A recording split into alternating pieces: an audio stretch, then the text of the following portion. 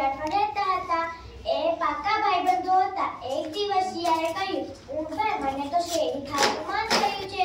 તો ઊંટે કહ્યું, મેં તો નામ તો સાંભળ્યું છે પણ કદી ખાધી નથી.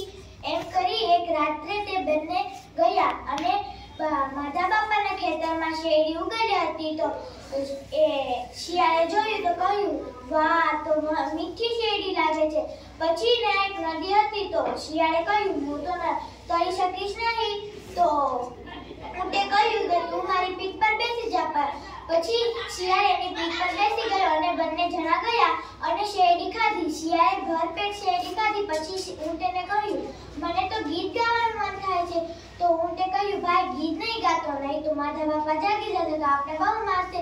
તો શિયાળે વાત માની નહીં અને ગીત ગાવા લાગ્યો, હુકી હુ હુકી હુ.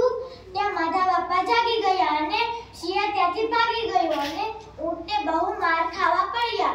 પછી તે ધીમે ધીમે ચાલતો ચાલતો ગયો અને શિયાળ નદીના કિનારે બેઠો હતો.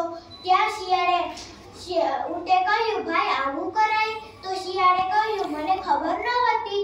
પછી ઊંટે કાંઈ કહ્યું નહીં અને શિયાળ એની પીઠ પર બેસી ગયો અને પછી નદીની વચ્ચોવચ ઉગ્યા. ત્યાં ઊંટે કહ્યું, મને તો આરોટવાનું મન થાય છે.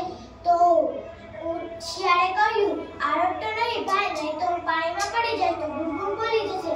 તો ઊંટે વાત માની નહીં અને આરટવા લાગ્યો. તો શિયાળ પાણીમાં પડી ગયો અને પછી બે ચાર ધબુકડા લીધા. પછી ઊંટે શિયાળને પાછો એની પીઠ પર બેસાડી લીધો અને બંને જણા બહાર વયા ગયા. પછી આ વાર્તામાંથી આપણે એ શીખવા મળે છે કે જેવું